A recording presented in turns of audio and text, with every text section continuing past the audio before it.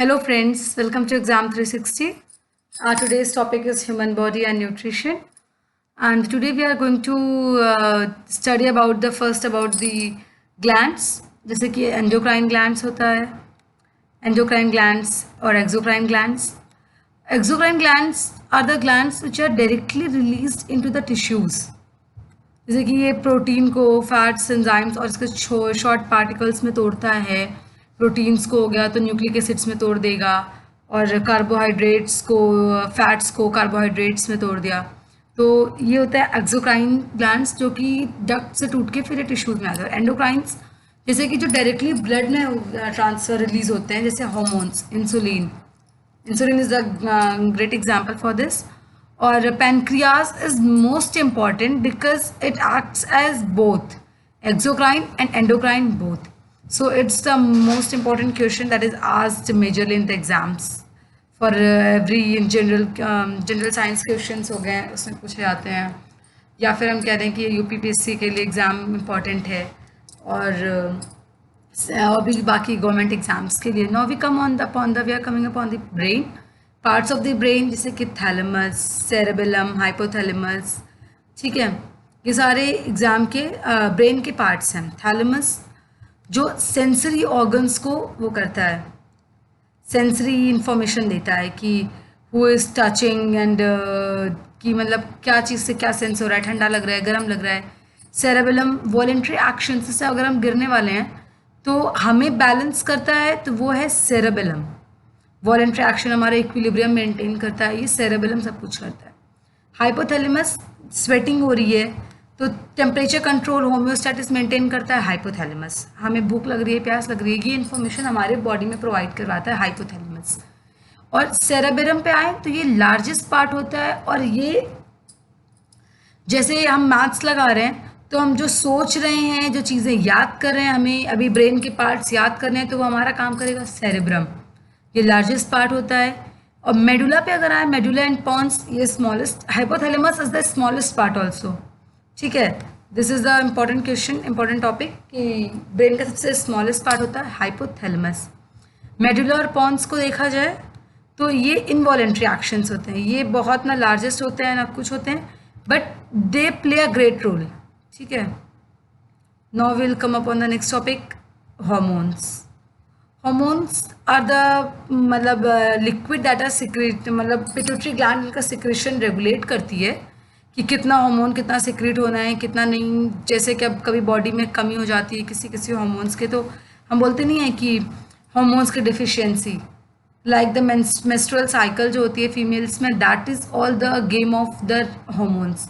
Hormones का खेल है, सब कुछ टाइमली है, then the cycle will play its role, वो अपने टाइम पे सब कुछ होगा। ऑक्सीटोसिन पे आते हैं, the next hormone is oxytocin, this is milk ejecting, these are pregnancy hormones. Prolactin milk forming, gastro prolactin pregnancy hormones या फीडिंग बेबी फीडिंग हार्मोन्स भी ये सब में आती हैं।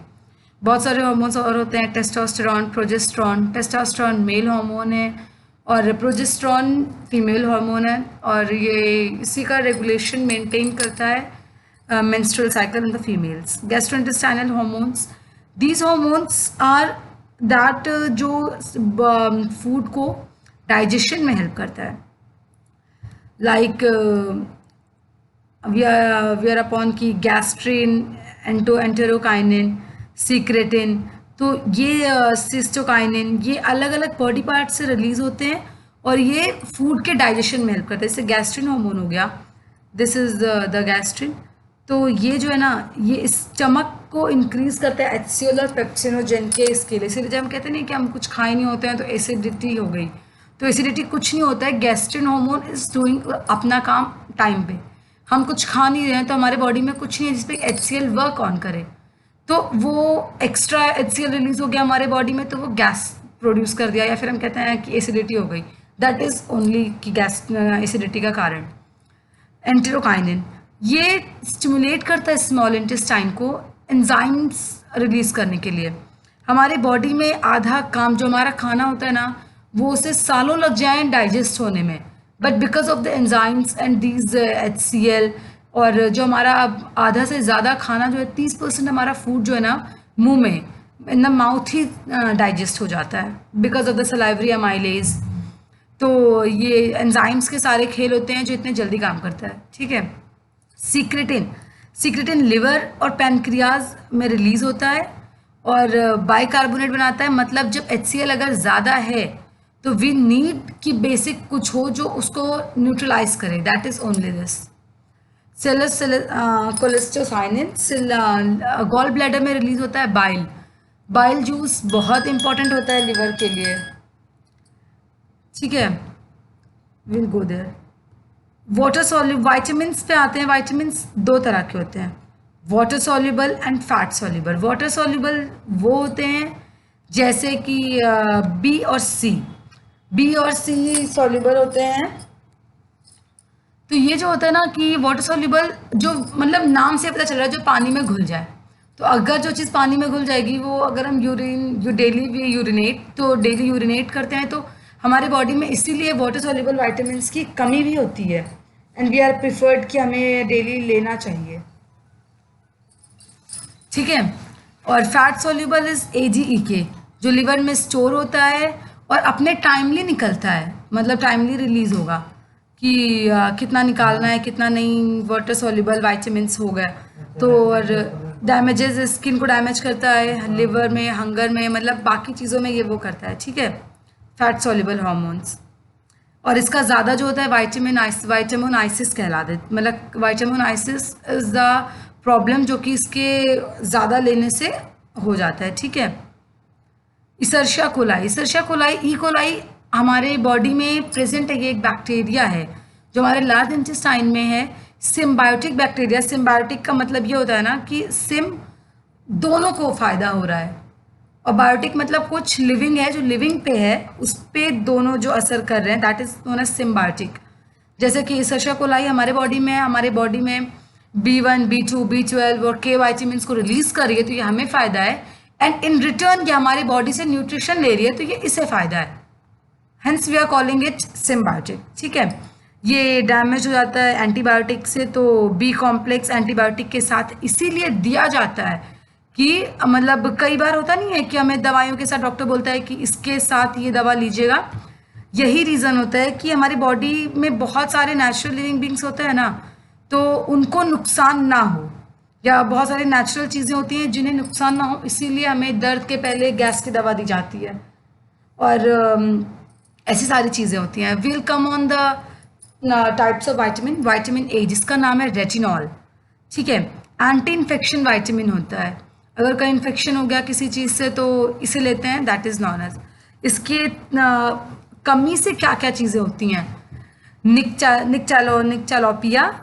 निक्चालोपिया, नाइट ब्लाइंडनेस जिसे बोलते हैं। रोडोप्सिन पिगमेंट हमारे आंखों में प्रेजेंट होता है, इसे वो कंट्रोल करता है। तो रोडोप्सिन वो नाइट पिगमेंट है जो हमारे बॉडी में मतलब अंधेरा में हमें नाइट ब्लाइंड हमें अंधेरे में दिखता नहीं है। हम कहते नहीं है कि मतलब हम उजाले से डायरेक्ट अंधेरे में आते हैं तो अचानक से कुछ नहीं दिखता है, तो हम अपने प्यूपिल को एडजस्ट करते हैं तो हमें कुछ दिखना स्टार्ट होता है। तो rhodopsin pigment is only responsible for that कि हमें रात में दिखता है जिसकी वजह से। तो अगर विटामिन ए की कमी है तो वो हमें वो नाइट ब्लाइंडनेस हो जाएगा। ज़ेरोप्थेल्मिया, अल्सर, कॉर्निया में अल्सर हो जाएगा, आँख के कॉर्निया में। विटामिन ए फॉर्मेशन में ज़रूरत होती है इसकी। और लाइसोजाइम, ये सबसे इम्पॉर्टेंट है, ये लाइसोजाइम एंजाइम होता है जो आंसू में प्रेजेंट होता है, ठीक है। तो एंड इट्स वेरी एंड मतलब बहुत एसेंशियल होता है आंखों के लिए, इसलिए कहते हैं रोना भी ज़रूरी होता है।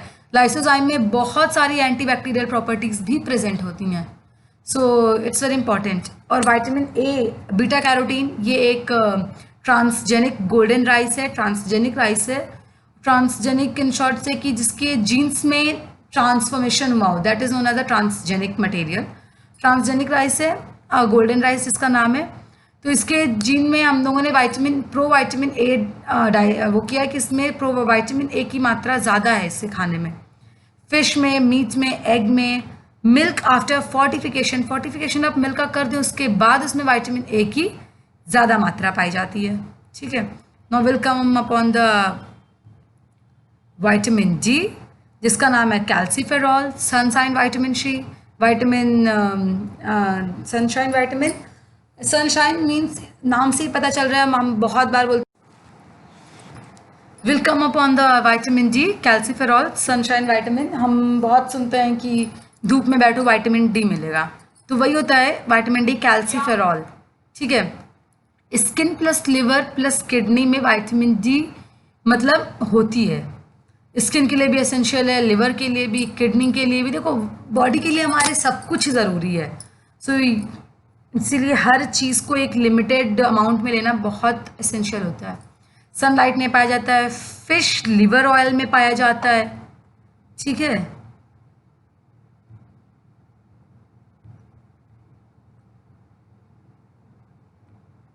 One second, fish liver oil में पाया जाता है। Will come upon the topic. Milk products में भी पाया जाता है, मिल्क एंड मिल्क प्रोडक्ट्स। और strength and rigidity of the bone, जिसके मतलब बोन्स की रिजिडिटी में, रिजिडिटी वी कैन से कि मतलब बुढ़ापे में रिजिड होने लगती हैं चीज़ें, तो इसीलिए कहते नहीं कि अगर एक बार हड्डी टूट गई तो बुढ़ापे में जल्दी बनती नहीं है, तो वही होता है रिजिडिटी। फ्लेक्सिबिलिटी बच्चों में ज़्यादा पाई जाती है, तो इससे कंफ्यूज नहीं होना। फ्लेक्सिबिलिटी हमारी बॉडी के लिए ज़रूरी है, तो लेकिन मतलब मजबूती भी तो ज़रूरी है ना, स्ट्रेंथ और रिजिड होनी भी तो चीज़ें बहुत हुए हैं। तो ये दोनों जो है विटामिन डी से प्रोवाइड होती हैं। बोन्स में कोलाजन प्रोटीन पाया जाता है, जो कि मतलब इसके लिए बहुत इंपॉर्टेंट है, और बोन्स में प्रेजेंट होता है, ये बहुत है। ये रिकेट्स, ये डिफिशियंसी है इसकी कि चिल्ड्रन में नहीं होता है, तो मतलब काइफोसिस और बोलेग्स, जिनके पैर थोड़े तिरछे होते हैं, वो रिकेट्स चिल्ड्रन में हो जाता है। और ऑस्टियोमालेशिया बीमारी कहलाती है जो बड़ों में होती है। बच्चों में रिकेट्स कहलाती है और इसमें बड़ों में ऑस्टियोमालेशिया। रेनल रिकेट्स भी कहलाती है, किडनी डिजीज है। देखो रेनल इज द टर्म ना जो किडनी से रिलेटेड होता है। ठीक है, नेफ्रो रेनल, तो जहाँ पे भी ये शब्द आ जाए ना समझ जाओ कि कुछ किडनी का ही है। ठीक है, बायोलॉजी का सबसे आसान चीज़ क्या है ना, everything is related by the words only. Nephrology मतलब स्टडी ऑफ किडनी। ठीक है, now will come up the topic vitamin E, tocopherol. Antioxidant, antioxidant मतलब मेनली ये फ्री रेडिकल्स भी होते हैं, ये केमिस्ट्री का टॉपिक आ गया, but antioxidants includes free radicals. देखो due to oxidation of carbohydrates और फैट्स के ऑक्सीडेशन होता है, तो ये रिलीज होता है। पॉल्यूशन, स्मोकिंग, इन चीज़ों से ऑक्सीडेटिव स्ट्रेस, मतलब इनकी कमी होती है तो क्या क्या होता है, चेहरे पे एजिंग ज़्यादा है, जो दिखा रहे हैं क्रीम्स की एंटी एजिंग है, तो एंटी एजिंग में कुछ नहीं, उसमें विटामिन ई है। हैव विटामिन ई, सोयाबीन खाइए, सैफफ्लावर लीजिए, ब्रोकली लीजिए, अनार खाइए, आपको कभी एजिंग नहीं होगी। मतलब I am not doing ad, but generally I am telling you. Cataract, जो कहते हैं आँख में वाइट वाइट वाली प्रॉब्लम हो जाती है, अब वो कैटरैक्ट आँख की बीमारी है। म्यूटेशन भी मतलब एंटीऑक्सीडेंट्स है, तो समझ लो कि म्यूटेशन, कैंसर। एंटीऑक्सीडेंट मतलब free radical, if it's going to play good role तो वो कहीं ना कहीं उल्टा रोल भी तो दिखाएगा ही। तो म्यूटेशन देखो, कोई और विटामिन म्यूटेशन में नहीं रिस्पॉन्सिबल होती है, only vitamin E is responsible for the mutation. Death of the heart मतलब हार्ट अटैक वगैरह के लिए मतलब रिस्पॉन्सिबल होती है। हार्ट अटैक हो गया, मसल, हार्ट के मसल्स के साथ इसका खिलवाड़ होता है, तो वही हार्ट अटैक का रीज़न होता है। ठीक है, vitamin E is responsible for that. Vitamin के पे आओ, फाइलोक्विनोन। ठीक है, एंटी हेमोरेज विटामिन, मतलब हेमोरेज मतलब ये ब्लड का, हेमो वर्ड जो होता है ना वो आपका ब्लड से रिलेटेड होता है, ये जान जाओ। और जहाँ पे एंटी हेमोरेज विटामिन दिख गया मतलब ब्लड से रिलेटेड सा कुछ ना कुछ लेना देना है विटामिन के का। लिवर को विटामिन के चाहिए होता है ब्लड क्लॉटिंग को प्रमोट, प्रोटीन मतलब ब्लड क्लॉटिंग प्रोटीन्स के लिए। प्रोथ्रोम्बिन, फाइब्रिनोजेन, प्रोथ्रोम्बिन थ्रोम्बिन में कन्वर्ट होता है, तभी मतलब अगर हमारे बॉडी में प्रोथ्रोम्बिन से थ्रोम्बिन ना बने तो वो क्लॉटिंग नहीं होगी। क्लॉटिंग नहीं होगी तो अगर कभी हमें चोट लगे, कहीं छोटा सा भी कट ना हमारी बॉडी को डेथ तक ले जा सकता है। तो everything is very important, I told ना दैट इज़ इम्पॉर्टेंट कि हेमोरेज, डेफिशिएंसी ऑफ विटामिन के की वजह से हेमोरेज भी होता है, जो ब्लड का कुछ प्रॉब्लम है। और व्हील कम की मीट में विटामिन के पाया जाता है। मिल्क प्रोडक्ट्स, देखिए मिल्क इसीलिए शुरुआती दौर से बच्चों को दिया जाता है, हरी सब्जियां, स्पिनच और कैबेज कहा जाता है बच्चों से खाया जाए, बिकॉज दे आर लाइक कि आपको हर चीज़ प्रोवाइड करेगा। एक चीज़ खाओ और काफ़ी चीज़ों का आराम पाओ, वही वाला हाल है कि मिल्क प्रोडक्ट्स लोग तो पता नहीं कितनी कितनी वाइटामिन तो आपको आराम से मिल जा रही हैं। ठीक है, so now will come upon the vitamin C, ascorbic acid. Vitamin C का सबसे बड़ा सोर्स है नींबू, और नींबू से रिलेटेड जितने भी होते हैं, नींबू हो गया, ऑरेंज हो गया, आपके मौसमी हो गए, ग्रेप्स हो गए, खट्टी सारी चीज़ों में, साइट्रस फ्रूट्स में, टोमेटो और तो वो नहीं है साइट्रस फ्रूट्स बट तब भी ठीक है, साइट्रस सारे फ्रूट्स में होते हैं। और साथ ही साथ टोमेटो में एक और एसिड पाया जाता है साइट्रिक एसिड के साथ साथ, मुझे नाम नहीं याद आ रहा है, और लैक्टोपेनिन भी टोमेटो में पाया जाता है। ठीक है, और अब ये जो विटामिन सी होता है वो एंटीऑक्सीडेंट होता है। एंटीऑक्सीडेंट मतलब एंटी एजिंग की तरह भी आजम ये काम करता है। इसकर भी अगर आपको खट्टी चीज़ों को नहीं जो खाते हैं उनको ये प्रॉब्लम होती है। Vitamin C collagen protein synthesis में हेल्प नहीं करता।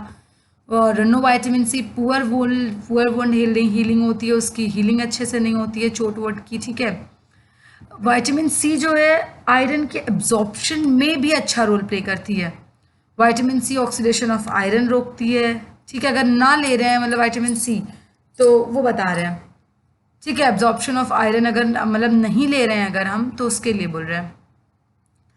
जैसे इजियर एब्जॉर्प्शन ऑफ आयरन जो होता है फेरस फॉर्म में आसान से होगा, तो आयरन तो फेरस फॉर्म में बॉडी में हो सकता है कि ना आ रहा हो या मिले नहीं, तो अगर विटामिन सी की कमी है तो ये ऑक्सीडेशन नहीं होने देगा, तो फिर हम हमारे बॉडी में एब्जॉर्प्शन ज़्यादा होगा। Active form of folic acid मतलब B9। ठीक है, मतलब ये सब दिखा रहा है ना कि दीज आर की डेफिशिएंसी में क्या क्या होता है। Needed for RBC, B9 is related for RBC, needed for RBC. तो अगर फॉलिक एसिड का एक्टिव फॉर्म विटामिन सी के प्रेजेंस में ही होता है तो उसकी डेफिशिएंसी में ये प्रॉब्लम करेगा। एब्जॉर्प्शन ऑफ आयरन का एब्जॉर्प्शन प्रॉब्लम करेगा अगर हमारे ये डेफिशिएंसी है विटामिन सी की। तो बी कॉम्प्लेक्स विटामिन में, बी कॉम्प्लेक्स कोई और विटामिन को कॉम्प्लेक्स में नहीं कहा गया, बी को ही क्यों? द रीज़न इज क्योंकि बी में बहुत सारे विटामिन आ जाती हैं, B1, B2, B12 जो आगे हैं ढेर सारे। तो और फिर इसका एक कॉमन टाइप का देख लीजिए, कार्बोहाइड्रेट्स फैट्स इनके डाइजेशन में हेल्प करता है, आरबीसी के प्रोडक्शन में और हीमोग्लोबिन के, और जैसे कि हेल्दी लिप्स और डर्मेटाइटिस मतलब इन्फ्लेमेशन। डर्मेटाइटिस इज टाइटिस वर्ड्स जहाँ आ गया ना समझ जाओ कि वो इन्फ्लेमेशन। अभी मैं तुरंत बोली हूँ ना कि biology is like the game of words, तो शब्द अगर आप जान गए तो आप बहुत आराम से समझ जाएंगे सब कुछ। टाइटिस इज अ वर्ड कि इन्फ्लेमेशन के लिए, डर्मा मीन्स बॉडी मतलब स्किन, तो स्किन की इन्फ्लेमेशन जो होती है ना वो बी कॉम्प्लेक्स से रिलेटेड है। ठीक है, और बी कॉम्प्लेक्स हमें कहाँ से मिलता है? ईस्ट से हो गया, whole grain cereal, egg, legumes जैसे चना हो गया, green leafy vegetables, milk products, again the milk products comes here, sprouted grains मतलब चने को भिगो के खाओ। ठीक है, दीज आर द थिंग्स।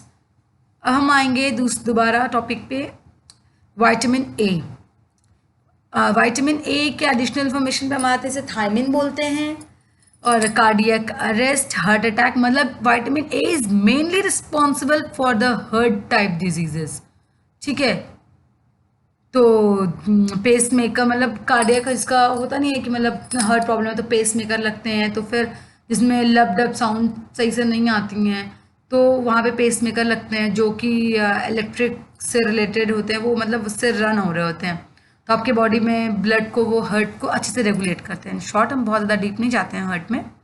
विल्कामेयर की डेफिशिएंसी में GIT डिसऑर्डर्स होते हैं, बेरी होते हैं, oedema, vasodilation, dilation of blood vessels. ठीक है, और बेरी वेट, और दो तरह की बीमारियां होती हैं, वेट और ड्राई।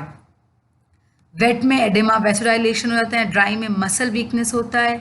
न्यूट्राइटिस इन्फ्लेमेशन मतलब नर्वस का इन्फ्लेमेशन होता है, न्यूरॉन्स के इन्फ्लेमेशन।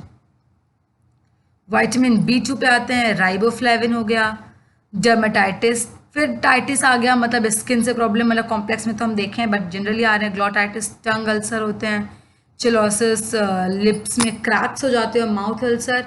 दिस इज रिस्पॉन्सिबल मतलब ये इसकी विटामिन B2 की कमी से डर्मेटाइटिस और ये सारी कमियां होती हैं। Vitamin will come upon the topic vitamin B3 जिसका नाम है नियासन। इसके डेफिशिएंसी से होता है पेलाग्रा, मतलब कॉमन तो हम देख चुके हैं ना कि विटामिन बी की कमी से क्या क्या होता है। डर्मेटाइटिस तो बहुत कॉमन है, अक्सर उससे होता है, डायरिया, डिमेंशिया, ये सब चीज़ें। और ये कहाँ कहाँ पाया जाता है? मेज़ में, कॉर्न में, ट्रिप्टोफैन में नहीं होता, B3 की डेफिशिएंसी से होता है।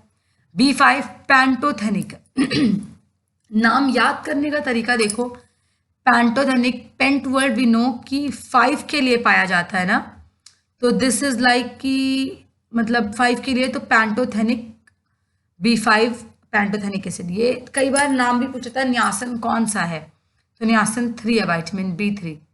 सो ये नाम याद करना भी बहुत ज़रूरी है। इसमें भी फिर डिसऑर्डर्स हो रहे हैं, बर्निंग फीट सिंड्रोम, पैर के जलने का सिंड्रोम हो रहा है, इसमें कुछ वैसे सिम्टम्स दिखते हैं। विटामिन B6, हीमोग्लोबिन की सिंथेसिस नहीं हो पाती है, एनीमिया, ब्लड की कमी होती है। जब हीमोग्लोबिन नहीं रहेगा हमारी बॉडी में, haemoglobin is only responsible for the blood transfer, blood के मतलब मूवमेंट के लिए हीमोग्लोबिन रिलीज होती है। हीमोग्लोबिन में आयरन होता है, मतलब एक क्वेश्चन होता है ना कि बहुत इंपॉर्टेंट पूछा जाता है कि किसमें मेटल्स कौन सा पाया जाता है, तो हीमोग्लोबिन में आप जान जाओ कि आयरन का पाया जाता है, और इसका हीमोग्लोबिन का और क्लोरोफिल का, जो प्लांट्स में क्लोरोफिल होते हैं, इन दोनों का स्ट्रक्चर लगभग सेम होता है। द डिफरेंस इज क्लोरोफिल में मैग्नीशियम होता है और हीमोग्लोबिन में आयरन होता है, ठीक है। सिंथेसिस ऑफ केमिकल न्यूरोट्रांसमीटर, ये भी नहीं होता। अगर विटामिन B6 की कमी हो रही है हमें, तो न्यूरोट्रांसमीटर नहीं बनेंगे। फिर आते हैं हम विटामिन B7 पे, जिसे बोलते हैं बायोटिन। ये इंपॉर्टेंट है थोड़ा सा ज़्यादा, ठीक है। इससे नर्वस डिसऑर्डर्स भी होते हैं, लॉस ऑफ हेयर। बायोटिन मतलब बायोटिन हम कई बार तेल या शैम्पू पे देखा हुआ पाते हैं, बायोटिन शब्द, ठीक है। तो इसको आप लॉस ऑफ हेयर से भी देखते हैं, कुछ नया आ रहा है इसमें, first time loss of hair, तो वो विटामिन B7 से ही होता है। देखो जो कॉमन है, कॉमन पे क्वेश्चंस नहीं आते हैं कि GI डिसऑर्डर 3 विटामिन B12 में है, तो विटामिन B7 का स्पेशली नहीं पूछेगा। जो अलग से ऐसे loss of hair vitamin B7 से होता है, तो ये पूछ सकता है। बॉइल्ड एग से हो गया, तो रॉ एग कंटेन करता है एविडिन, ये प्रिवेंट करता है बायोटिन का एब्जॉर्प्शन। इसकी कमी से क्या क्या हो रहा है वो देखते हैं। बॉइल्ड एग में क्या क्या बॉइल्ड एग में पाया जाता है, सारी चीज़ें, ठीक है। विटामिन B9 फॉलिक एसिड, जिसे बोलते हैं मेगालोब्लास्टिक एनीमिया, ठीक है। इमेच्योर लार्ज न्यूक्लिएटेड RBC, मतलब जिसे कि RBC में भी न्यूक्लियस होता है, तो किस किस फॉर्म में होता है। अगर ज़्यादा न्यूक्लियस हो गया तो भी वो दिक्कत कर रहा है, कम हो गया तो भी दिक्कत कर रहा है। तो वही है कि मतलब इसमें जो होता है कि अगर विटामिन B9 की कमी है, तो मतलब RBC मैच्योर नहीं रहेगा। और जब एक बार कोई चीज़ मतलब mature, RBC is important for blood formation के लिए। ये आपके थाइमस में पाया है, मतलब थाइमस में RBC का फॉर्मेशन बहुत ज़्यादा होता है। वो एक वो नहीं होता है कि जब लोग नॉनवेज खाते हैं और टंगरी खाते हैं, तो टंगरी तोड़ के फिर चूसते हैं उसे, जस्ट बिकॉज वो RBC मेंटेन करता है लोगों के बॉडी में, दैट इज़ इम्पॉर्टेंट, ठीक है। इसकी कमी से ये इतना इम्पॉर्टेंट है कि इससे डेथ तक हो सकती हैं, ठीक है। देखिए ब्रेन और स्पाइनल कॉर्ड, ये पहला ऐसा मुझे दिख रहा है विटामिन B9 जो ब्रेन, स्पाइनल कॉर्ड, इन सब चीज़ों तक को अफेक्ट कर रहा है, ठीक है। तो इट्स इम्पॉर्टेंट, इसमें न्यूक्लियर का रोल ज़्यादा है। ये लेग्यूम्स, लीफी वेजिटेबल्स, और ये मेनली ज़रूरी होता है फर्स्ट 3 मंथ जब प्रेगनेंसी में इंसान होता है, बिकॉज बेबी की स्ट्रेंथ के लिए बहुत ज़रूरी होता है, तो वो ज़रूरी है, ठीक है। विटामिन B12 साइनोकोबालामाइन, ये हम ऐसे याद कर सकते हैं, 12 नंबर है, बहुत ज़्यादा है, तो इसका शब्द भी बहुत बड़ा है, साइनोकोबालामाइन, तो ऐसे याद कर लो, ठीक है। और सियान कुछ ब्लू कलर से होता है, तो इसका रिलेटेड भी कुछ उसी से है। विटामिन B12 मेनली कुछ ब्लू कलर से रिलेटेड होते हैं। परनीशियस एनीमिया, फिर ब्लड डिसऑर्डर, ब्लड की कमी होती है, इम्पॉर्टेंट फैक्टर होता है पेट के लिए। मेमोरी डिसऑर्डर होता है। एनिमल ओरिजिन फूड जैसे मिल्क, फिश, एग, मीट, इन चीज़ों से पाया जाता है, ठीक है। जिंक, अब आते हैं हम, मतलब विटामिन्स ख़त्म हो गए, पर हम बाकी चीज़ों पे भी आते हैं कि क्या क्या इंपॉर्टेंट होता है। जैसे कि जिंक, ये डर्मिनेंट होता है मोर्टालिटी ऑफ द चिल्ड्रन, मतलब जो बच्चों को मेनली कि किस किस चीज़ों के लिए इंपॉर्टेंट है ये देख लीजिए। जिंक, इनकी डिफिशियंसी हाइट कम कर देती है, एनीमिया, ब्लड में कमी आ जाती है, ब्लड की कमी होती है, ठीक है। Poor gonadal function, gonadal function मतलब gonads word is mainly responsible for the मतलब जो सेल्स होती हैं वो स्पर्म और वस वाली, वो वही गोनाड्स वाली स्पर्म सेल्स या एग सेल्स, तो उनके लिए मेनली, तो उनका फंक्शन अच्छा नहीं होता है जिंक की कमी से। एपेटाइट डिसऑर्डर, भूख लगने में थोड़ा कुछ इधर उधर का कांड होता है, भूख नहीं लग रही है तो वहाँ जिंक की कमी होती है, भैया जिंक लो, खाना ढंग से खाओ। Increase severity and incidence of diarrhoea, diarrhoea और निमोनिया के भी लक्षण दिखते हैं जिंक की कमी से, this is important. Children resistant to infectious disease, अगर आप ये खा रहे हैं मतलब सॉरी नहीं ले रहे हैं तो आपको इन्फेक्शंस बहुत जल्दी होते हैं। लिवर, एग, नट्स, ये सब लीजिए, लिवर में मतलब पाया जाता है, और egg, nuts, cereal, sea food में भी जिंक पाया जाता है, ठीक है। सो गो फॉर दैट। अब हम आते हैं डाइजेशन पे, एलिमेंट्री कैनाल पे। प्रोसेस, इंजेशन, डाइजेशन, पहले हम मेनली प्रोसेस देख लेते हैं। इंजेशन मेनली खाना खाना, ठीक है। टाइलिन में पहले ऊपर बता चुकी हूँ, सलाइवरी अमाइलेज, हमारे मुंह में 30-40% खाना और स्टार्च खत्म हो जाता है, सलाइवरी अमाइलेज हमारे थूक में पाया जाता है। तो हमारे सलाइवा में बहुत बार क्वेश्चन पूछा गया है कि सलाइवा में कौन सा पाया जाता है, तो अमाइलेज जो, और अमाइलेज, अमाइला देखिए ना, वर्ड इज रिस्पॉन्सिबल मतलब रिलेटेड टू स्टार्च, ठीक है। तो अमाइला जहाँ पे आता है वो स्टार्च से रिलेटेड, और amylase is responsible for enzyme, तो जो स्टार्च को डाइजेस्ट करे enzyme, that is known as amylase. Partial carbohydrate digestion भी होता है इंजेशन में, डाइजेशन कंप्लीट होता है स्मॉल इंटेस्टाइन में, ठीक है। अल्कलाइन एनवायरनमेंट जो कि काइल देता है, मैं आपसे बोल रही नहीं थी कि पहले एसिड देगा फिर उसके बाद हमें अल्काइल देगा, बिकॉज अगर ज़्यादा एसिड हो गया तो वो हमारे फूड या स्टमक के लिए अच्छा नहीं है, ठीक है। कार्बोहाइड्रेट, प्रोटीन, फैट्स, ये वो है कि मतलब हमारे बॉडी में खाने में क्या क्या चीज़ें होती हैं। हम कार्बोहाइड्रेट्स होता है जो कि ग्लूकोज में टूटता है, माउथ में थोड़ा सा टूटता है, टाइलिन, सलाइवरी अमाइलेज का दूसरा नाम टाइलिन भी होता है।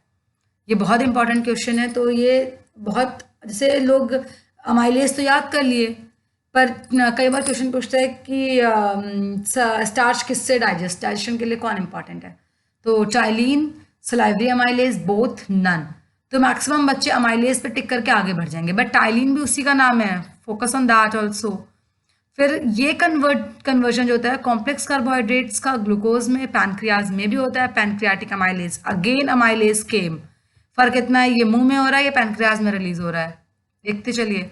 स्मॉल इंटेस्टाइन, माल्टेज भी एक फॉर्म है, माल्टोज, जो कि कार्बोहाइड्रेट का ही एक फॉर्म है, जो कि माल्टेज एंजाइम जो है माल्टोज को तोड़ता है ग्लूकोज में, ठीक है।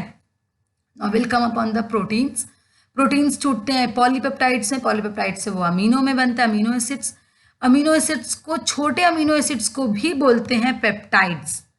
पेप्टाइड्स मेनली ये बॉन्ड्स होते हैं जो अमीनो एसिड्स में पाए जाते हैं, तो जहाँ ज़्यादा रहेंगे उन्हें पॉलीपेप्टाइड्स बोल देते हैं।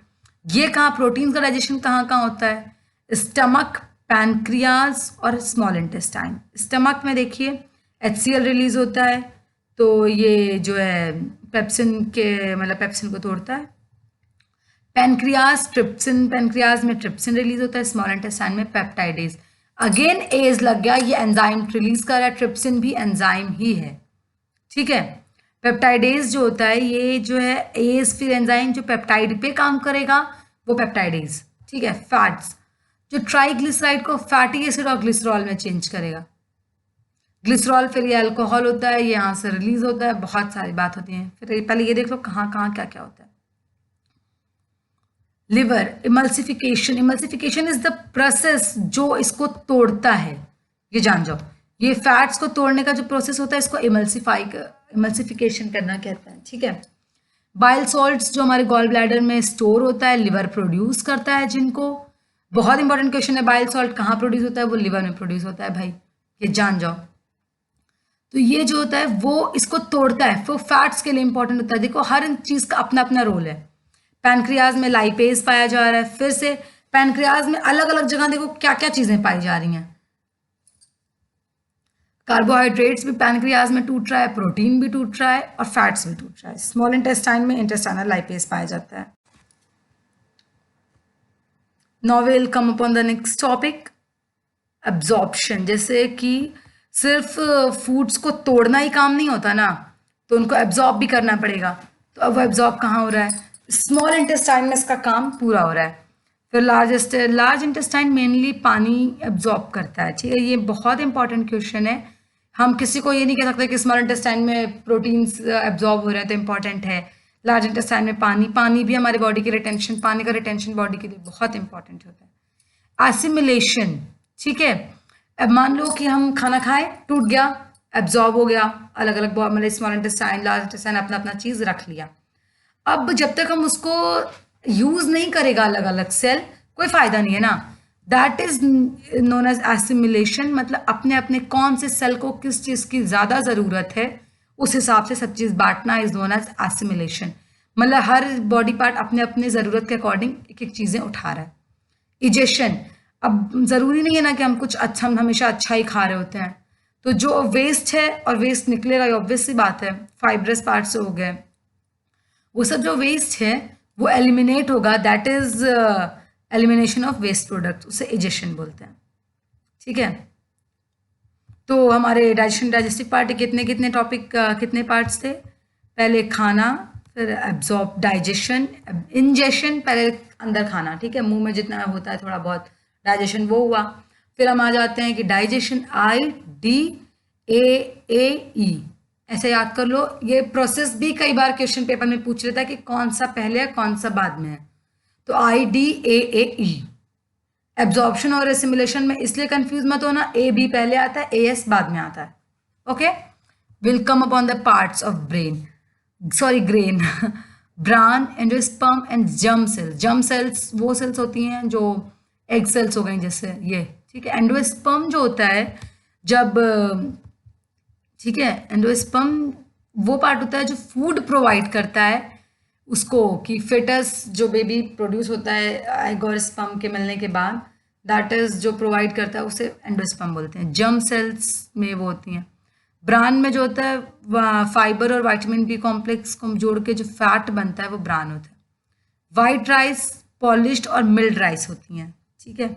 इसमें कोई ब्रान नहीं होता है और इसको need to supplement using B complex. B complex के लिए इसको हम यूज करते हैं, ठीक है।